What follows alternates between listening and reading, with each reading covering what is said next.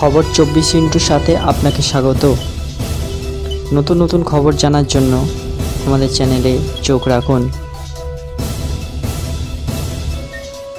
নমস্কার, খবর 24 সাথে আপনাদের স্বাগত। দর্শক, আমাদের ছোটোবেলায় ঠাম্মা দিদারা বলতো ফলের রস খেতে হবে, ফল খেতে হবে, কিন্তু যে কোনো জিনিসই বেশি খাওয়া শরীরের পক্ষে ক্ষতি। যাই হোক, একটা নতুন সমীক্ষায় পরামর্শ দেওয়া হয়েছে যে শৈশব এবং কৈশোরে চিনিযুক্ত পানীয় এবং 100% ফলের রস পান করা ছেলে মেয়েদের মধ্যে টাইপ 2 ডায়াবেটিস হওয়ার ঝুঁকি বাড়িয়ে তুলতে পারে, যা খাদ্য তালিকাগত সতর্কতার প্রয়োজনীয়তা তুলে ধরে। ম্যাসাচুসেটস এর প্রায় 500 শিশুর উপর একটি ছোট দীর্ঘমেয়াদী গবেষণায় দেখা গেছে যে শৈশব এবং কৈশোরে নিয়মিত চিনিযুক্ত পানীয় এবং 100% ফলের রস খাওয়া মেয়েদের তুলনায় ছেলেদের মধ্যে টাইপ 2 ডায়াবেটিস হওয়ার ঝুঁকি বেশি।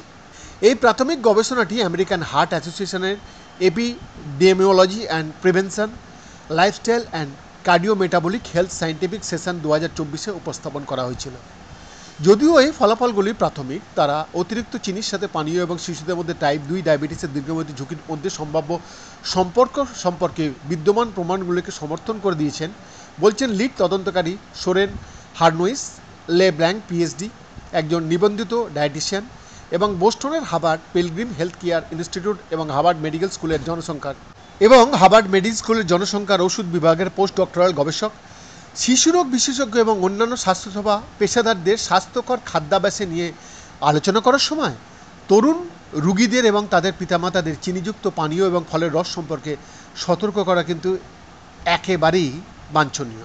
চিনিযুক্ত পানীয় সম্পর্কে একটি 2022 আমেরিকান হার্ট অ্যাসোসিয়েশনের তথ্যপত্র অনুসারে মার্কিন যুক্তরাষ্ট্রে প্রায় 2/3 শিশু এবং কিশোরীরা প্রতিদিন অন্তরে একটি চিনিযুক্ত পানীয় যেমন সোডা, লেমনেড বা একটি এনার্জি ড্রিঙ্ক পান করে।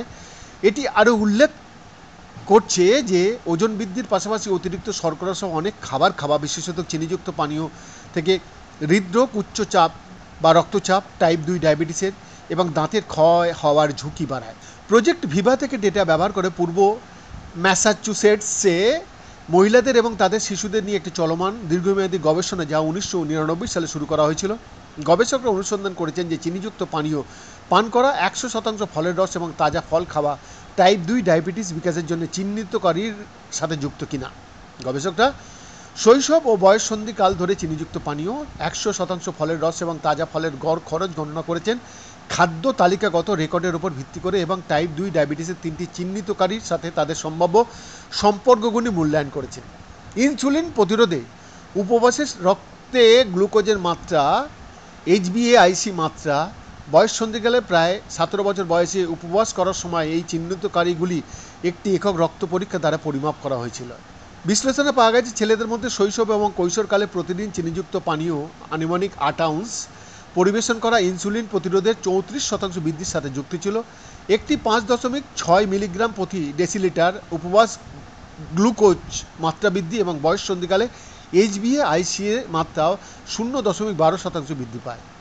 শৈশব এবং কিশোর জুড়ে 100% ফলের রস পান করা 0.07% বৃদ্ধির সাথে যুক্ত ছিল এবং বয়ঃসন্ধিকালে HbA1cর মাত্রা 0.07% বৃদ্ধির সাথে গবেষণায় ছেলেদের মধ্যে 100% ফলের রস প্রতিদিন পরিবেশন করা হয়েছিল। শুধুমাত্র 0.02% মেয়েদের মধ্যে সামান্য বৃদ্ধি পেয়েছে।